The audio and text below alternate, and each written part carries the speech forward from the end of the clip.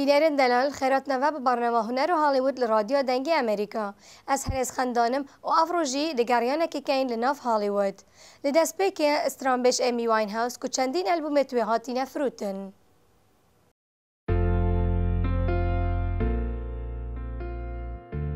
لدیف کمپانیا موسیقا آیلند ریکوردز که استرامبشا کوچا داوی کری امی واین هاوسا البوماوی بناوه لاینس هیدن تریجرز پترج همی البوم دن هاتین فروتن لبریتانیا. باب ایمی میچ پیامک لسر مالپار توید راگهان پشتی پیزانین به چنده کری و گود از دلتنگم و ده همان دمدا گلک سر بلندم. هندکا بهای و البومه دیجیتا خیرخوازیا ایمی واین هاوس فاوندیشن که با آلیکاریو کسین گنجا. میچ هر وسا راگهان 140,000 البومی هاتین فروتن که ده بیتا 140,000 پوند دروژه کدا.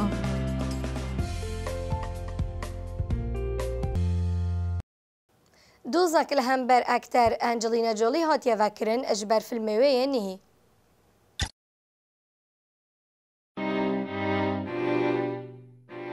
انجلینا جولی یکیف خوش دم دیگل دزگری خو براد پیت آمادن لفیلم The Land of Blood and Honey که افجاره که انجلینا در هنریا فیلمکه دکد. دایک بابن براد جیلویره آماده بون.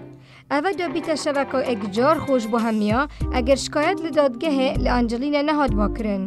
دوکومنتن دادگه رادگهینن که روزنامه وان کرواتی جیمز جی برادک دبیجیت ویل سال 2007 چیروکا فیلم انجلینا نویسی بو. لدیف دنگو باستان راستا چیروکا جیمز و فیلم انجلینا گلک نزیکی ایکن و بحث کسی که دیکد که دست دریجی لسر هاتیا کرن. هشتا کسی پشت راست نیه که انجلینا چیروکاوی بریه آن نه بله چنده که دیکه ده دیار بید. سترامبش بریتنی سپیرز بو 30 سالی.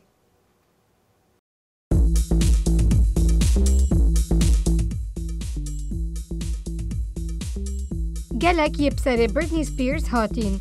اوه جیسن الکساندر که پشتی 53 دم جمعه وک هفجین بریتنی لباجار لاس ویگاس جک جدا بون. پاشی بریتنی سپیرز کوین فدرلاین ناس کر جیان هفجینیا خو پیک اینا و دو زاروک جی پیک و هبون. پشتی اندامه که مال باتوی کچا داوی کری و جه کوین جدا بوی بریتنی سر خود راشی. دموی حز دکر بیت افسر خو هم روش اوه حالوی بو و هر خرابتر جید بو. لسال 2008 پلیس و امبولانس چونه مالاوه و بره نخوشخانه اجبر کد خما ساقلمی و درونی و دابون و مافدیت نازارو کنویجی جدست چو. حتی جیسن تراویک اوه چند ساله بوی قهرمانه وه. جیسن بری نوکر رو بری کارتوه بو و نوکر جی دنگو بازد بیجن ده بنه هفجینن یک. لطورا که موسیقا بریتنی بناوه فم فتال هر دوک دیگل یک بوینه و گلکیت دلخوشم پیگوه. هر اصاد گل زاروکت خوشی او دمین خوشت بورینید پشتی اوه همو بسر هاتین بریتنی سپیرز نوکالجی 30 سالیه جیانک عادتی وک هر کسکی یا هی.